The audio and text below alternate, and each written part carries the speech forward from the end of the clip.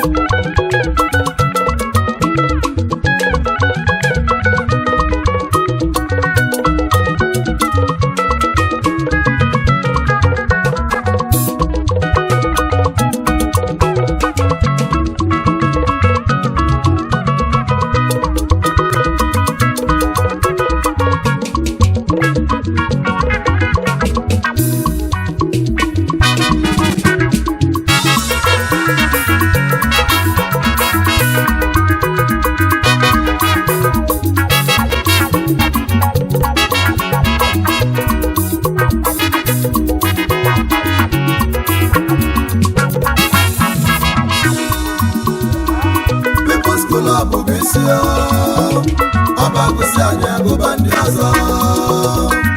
People's Club bụ isi Obereagu anyị agụba ndị ọzọ. People's Club bụ isi Obereagu anyị agụba ndị ọzọ.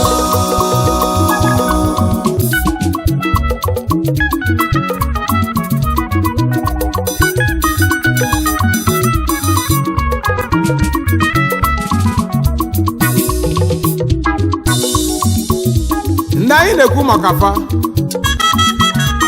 n'ọbụ People's Club International Toms River Branch na New Jersey, America. Ofu obi na ịfụnanya na ọlụ dị mma ka fa ji aga n'ụlọ. Anyị jee mkpa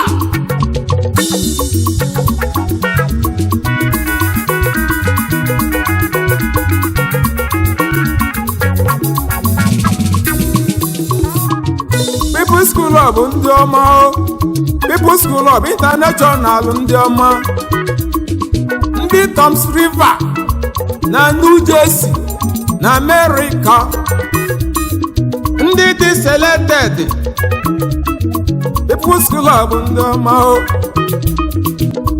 asị na osisi ọbụla bụ ụzọ wee mee ifuru na ya na-ebukwa ụzọ amị mkpụrụ nọ na People's Club of Nigeria n'ụlọ bụ ọkasị akasị na mana ndị anyị na-ekwu maka fa bụ ndị People's Club International na Toms River na New Jersey na America. People's Club of Nigeria n'anyị bụ isi. People's Club n'anyị bụ isi n'ọba akụsi anyị akụsi anyị agụba ndị ọzọ. Maka gịnị? n'ọba anyị bụ isi n'osisi buru ụzọ mụ ifuru n'ọbịa na-ebu ụzọ amị mkpamkpụrụ nụ. Ọga bụ ọga ma abụlata abụghị emelu mana ọga bụ ọga. People's Club na anyị bụ ọga na nna na nwa dị ama aka, nna na nwa dị ama aka. People's Club anyị apụtaghị ife na ya etugo ugo gbogbo n'isi kwelugo n'obi a na-etu ugo. People's Club anyị etugo ugo gbogbo n'osisi pụtala ife ịma na ọ dị asọ anwụ. Osisi pụtala ife dị eku ụgbọ. People's Club na anyị apụtaghị ife. Anyị bụ nwa n'ụwa n'okwudo anyị nụ. Ugo anyị enwere otutu ugo anyị enwere otutu. People's Club bụ isi People's Club bụ isi People's Club Obereagu anyị agụba ndị ọzọ maka na adị azụ ese azọ ihe chi mere eze n'obi aka ebe eze. People's Club na anyị bụ isi n'osisi buru ụzọ wee mụ ifuru na-ekpa mkpụrụ Ọbagụsị anyị agụba ndị ọzọ. n'ọbagụsị anyị agụba ndị ọzọ na-adị amara anyị aka Agụba ndị ọzọ.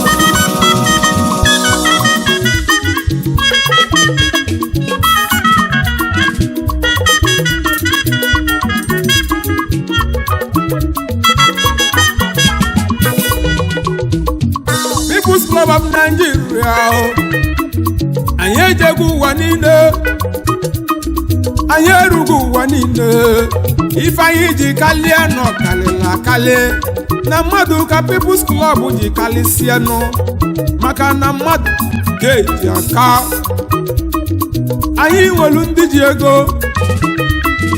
anyị nwere ndị gụrụ akwụkwọ ndị nze na ọzọ nafa akazi arụnuo anyị nọ na mba niile anyị na-agbapụ mmiri na-etinyela obodo ọkụ anyị nọ n'okporo ụzọ People's Club ya pụtago ife anyị na-eme na ọkalịla akalị People's Club bụ mmadụ ka anyị jiri kalịsịa anyị nwere ebu nwofuo anyị nwere ebu nwofuo People's Club bụ ọnwa na-etu ụwa niile mgbalaga anyị eji ezugbo ụwa niile People's Club anyị erugo ụwa niile asị na isi na ibia nwanne n'ọba n'ugbuli ahụ na mmadụ ka ibia nụ maka na adị aghala isi agoro tere ajụnụ adị efe isi aka agba ụrịa m People's Club n'ụnụ bụ kasịkasịnụ ọ ya ka ị ga-eji wee malụ na ọkịka dị malụgbo ọkịka dị n'ife niile ndị si na isi na isi ra ọgịnị kpataziri ezi nwe ala eze eluigwe ma nwekwa ọkụ a na mmụọ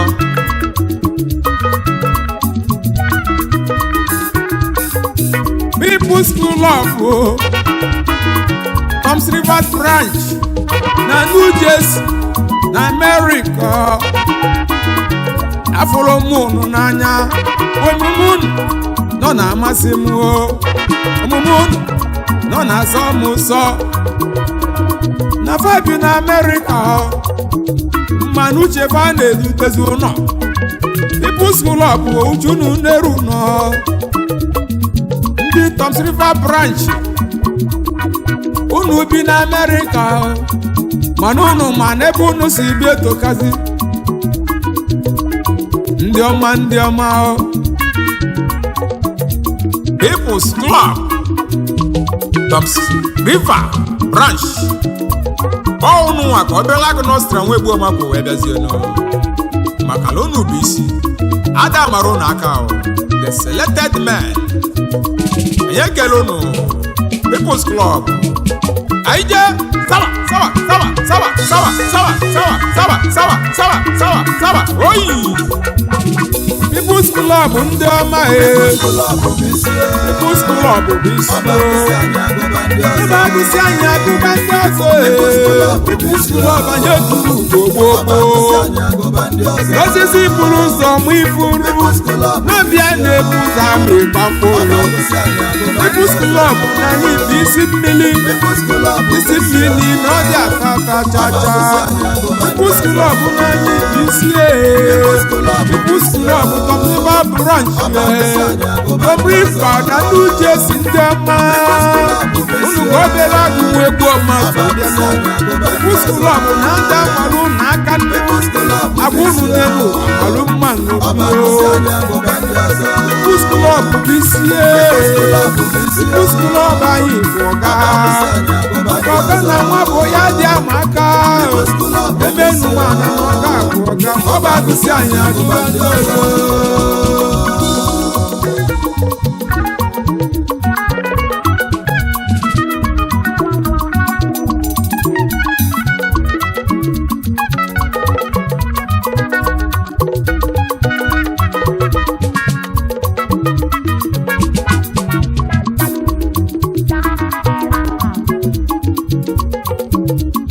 asị na osisi ọbụla nwụrụ anwụ mana agbalị ya ka dị ndụ na na ya mbụ osisi anwụ berọrọ maka ofu ụbọchị n'oge si n'akpali ya wee bụrụ omenu iji gosi na ya mbụ osisi anwụ berọrọ. ezi onye anyị na-ekwu maka ya late Chief Titus Umezuoke Onyema one of Amishi, founder, first president, trustee, and patron, People's Club International nke Nigeria. Na mkpụrụ osisi kụrụ n'ọgbasasịgo ụwa niile nụ. Anyị ma niile ezu ike n'obe aka Onyenwe anyị. Anyị na-asị gị continue to rest in the bosom of the Lord.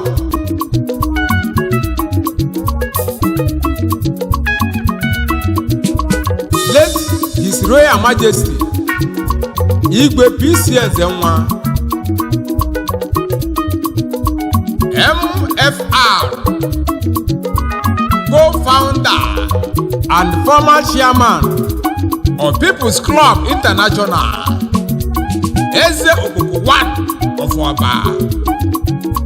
Ka Chineke nabata mkpụrụ obi gị n'udo na ndokwa, maka na mkpụrụ n'okpuru n'opugo ome. Honorable Chief Dr. Sir Joy Lonza Ezugonna Nojoto, National and International President, People's Club International nke Nigeria. Onye ọma na anyị kenelu gị. Honorable Chief Sapoli Uba Ugeji eje mba wanu n'ishi n'ugbo mmiri, National First Vice President, Chairman Emeritus, Princeton Branch, Dino Dozie Akogi,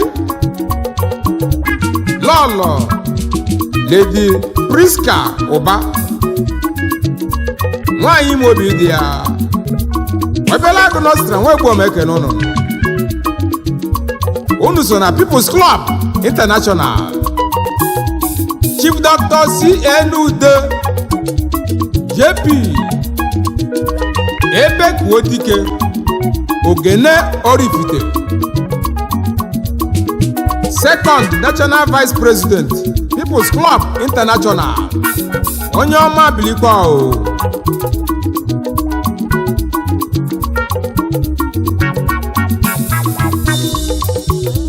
Honorable Nzesa Dr. Danielu onye agba Eze Chinyelugo Wanofoko Ishie one of Atlanta, ụkpaka na-agba n'udu mmiri. Iso na People's Club International nke Nigeria.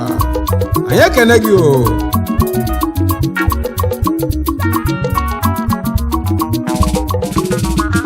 People's Club ndị ọma na ya erugo ụwa niile nuo, na mkpụrụ anyị efesago ụwa niile. Mkpụrụ anyị ya na ya erugo ụwa niile. People's Club bụ nnanụ na-ada mara anyị aka. People's Club o na anyị bụ ọga. People's Club n'ọbụ anyị bụ isi o. Anyị bụ isi mmiri. N'isi mmiri ata eziokwu nwanne na anyị bụ isi o. People's Club na anyị bụ isi. People's Club bụ isi o. Anyị bụ isi o. Ọ bụ agụsị anyị agụba ndị ọzọ na-adị amala anyị aka. Anyị bụ isi o. Agụsị anyị agụba ndị ọzọ. Agụsị anyị agụba ndị ọzọ. People's Club anyị bụ isi. People's Club bụ isi ọba agụsị anyị agụba ndị ọzọ.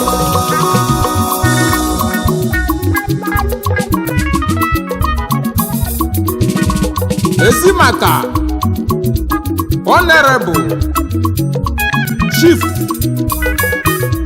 Dr. Maurice Efodi ọba obosi dị n'Oriakụ gị Iyom Chief Mrs. Rachel Efodi okwesịrị eze nwanyị ọma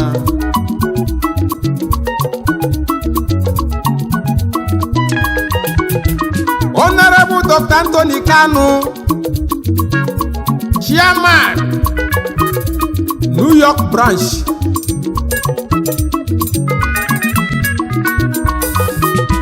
Nwoke akpa eje mba 1 dị n'odozi akụ gị Dr. Mrs. Ngozi Kanu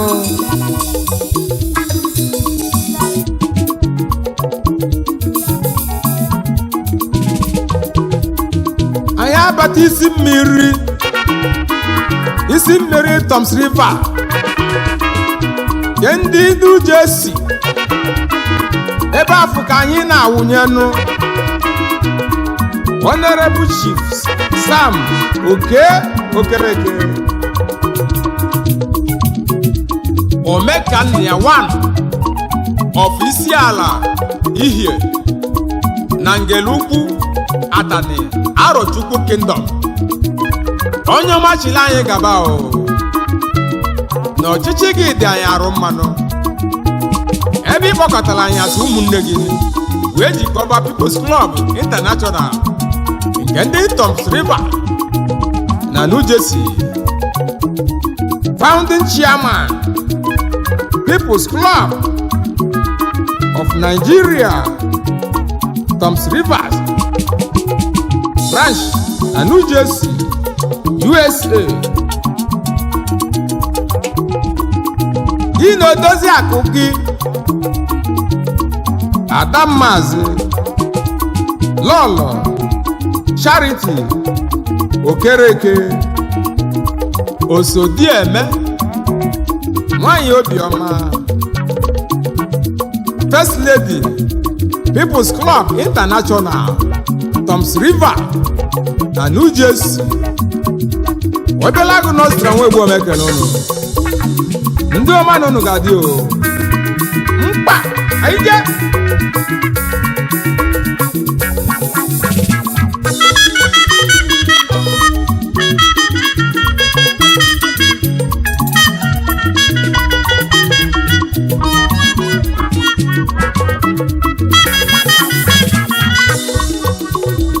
Honorable Sakani Singobiti ezi nwanne n'oso wee bili ezi nwanne nke m wee na nwanne mmadụ abụrụ oyi ya nụ eze onye mmechara 1 ofu egwu ọma onye ọmasị ụmụ dịju brame egwu ọma wee bịanụ Founding First Vice Chairman People's Club Toms River Branch na New Jersey. Ezi nwanne m o na nwanne m nwanne ya nwanne mmadụ abụrụ oyi ya eze onye mmechalụ nwanne m bilie eze onye mmechalụ onye ọma n'iso bilie ofu onye egwu ọma ji aba ofu okpokokpo nwa ndị egwu ọma ofu onye ndị egwu ọma ji eme ọnụ eze onye mmechalụ odogwu gị na odozi akụ gị Lady Tina Ngobidi Sunshine Lady ewere nka ruo di ọ dịzie keji ọgwalụ dịnụ adaka ada na Ọhakpụ Kingdom onye ọcha bịara ụwa n'oji ezigbo nwaanyị bilikwa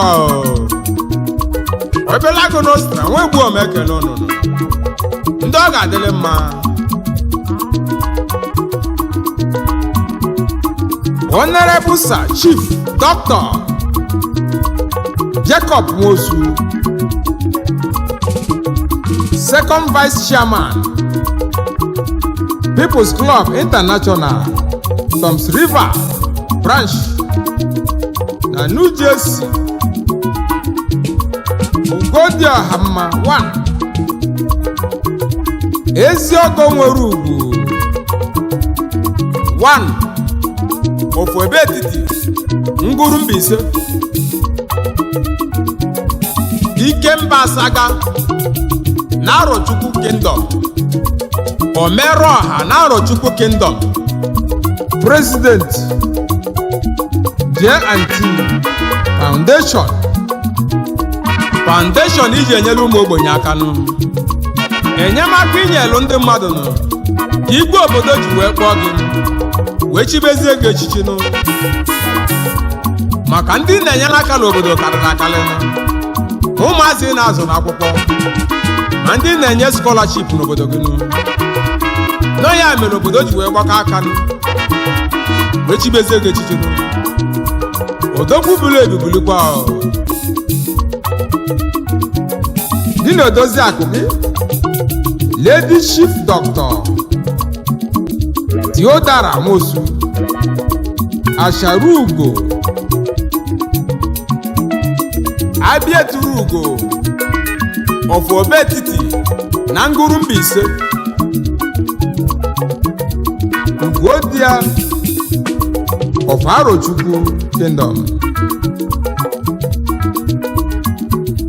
Honorable Mazi Aloysius Kanu Akuruno Nomekoku 1 of Atane, Arochukwu Kingdom. Treasurer, People's Club International, Toms River Branch. Ndị na-edozi akụ gị Adammazi Anastasia Kanu Noha, ezi nwanyị eji eje mba. Panwụrụ Foundation eji enyere ụmụ ogbenye aka nụ, Aloysius and Anastasia Foundation unu ji azụ ụmụazị n'akwụkwọ, ndị unu na-enyere aka bara ụba, ma ndị unu nyere scholarship, ma ndị unu bidoro afịa, ma ndị unu na-azụkwu n'ọrụ. Chukwu ga-agọzi unu enyemaka unu na-enyere obodo. Obereagu nọsịra nwegbu omekele unu. Honorable High Chief Christian Nwosu Agụbadoye ụmanụma na-awala ọsọ nụ no hapụ Ancient Kingdom Noru West ka isi eje. Founding Social Director, People's Club International, Toms River na New Jersey na America nụ. Co-CEO Akaraka Foundation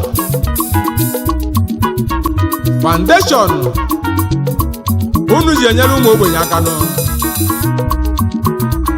ndị na-azụ n'akwụkwọ karịrị akarị nụ, ma ndị na-enyere aka nụ na fadị ka aja dị n'ala nụ.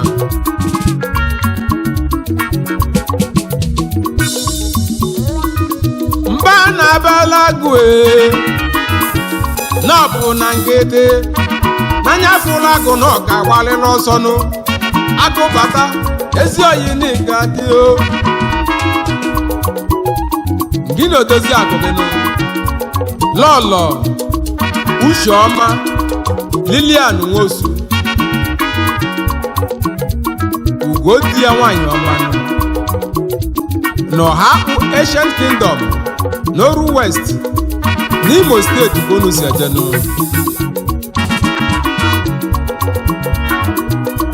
Honorable Professor Dr. Godson Oji, General Secretary, People's Club International, Toms River branch na New Jersey. Gị na-edozi akụ gị Ada Maazị Catherine Ifeoma Oji, ezigbo nwanyị bili o, asị na ogele malụ nsọ di ya, ọ dị ka o ji ọgwụ anụ di ya nụ.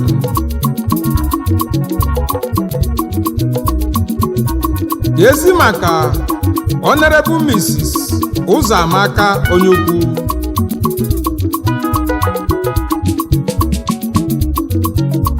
aha na-ekwu ngala kwesịrị nwanyị ọma,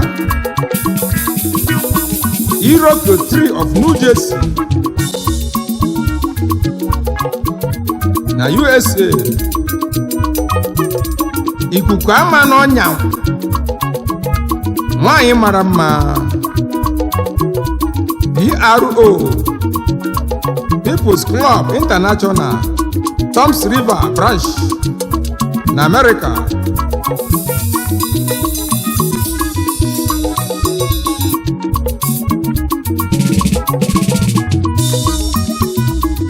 People's Club bụ isi o na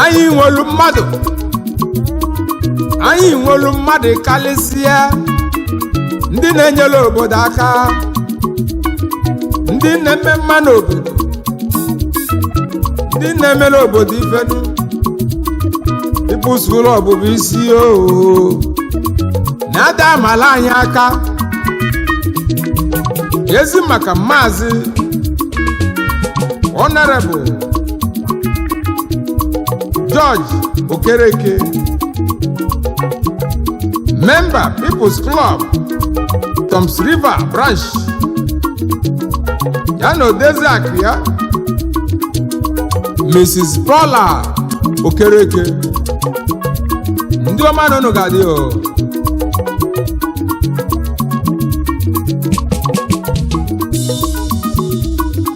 Nwata amalụkwa aka emesi osoro okenye elifenu.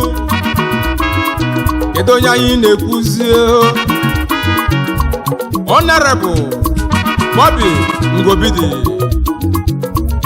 obele nwa dị ọra mma, nwa nwatara agba nne ya, ọ dị na nwa eme ofe egwu ọma ogbu diju bramehi ka o si ejenụ. Ebu Financial Secretary People's Club International Toms River na New Jersey. Gị na odozi akụdịnụ Mrs. Nnenna Ngobidi, nwanyị ọma bilio. Honorable Nelson Ifeanyi Ọba, member People's Club International Toms River na New Jersey branch. Honorable Dr. Sapor Nwosu, member.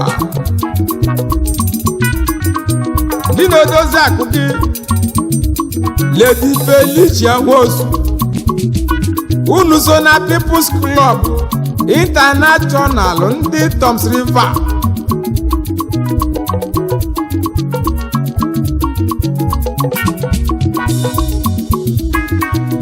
We are now moving to Delta State to recognize one of our solid members, Honorable Mamoke Rogers,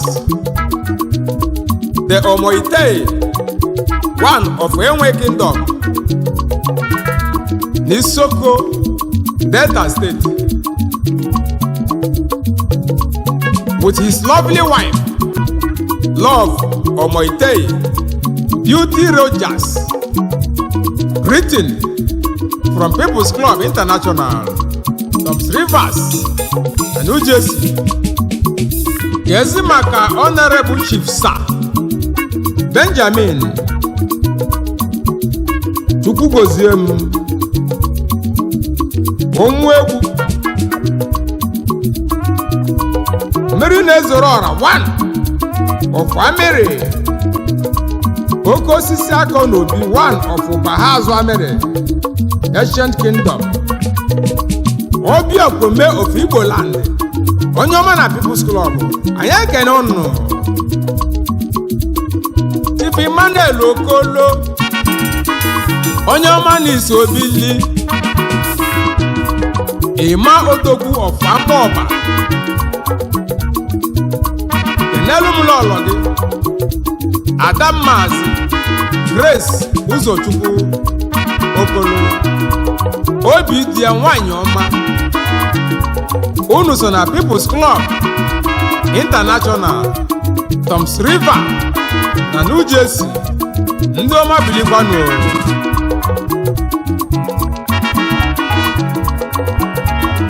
People's Club bụ isi ndị ọma na New Jersey. People's Club bụ Toms Rivers branch ndị bi na New Jersey. People's Club na unu dị mma nṅomi, unu malụ mma nṅomi, ụfọdụ n'udo ka unu ji aka. People's Club ndị ọma na New Jersey. People school up,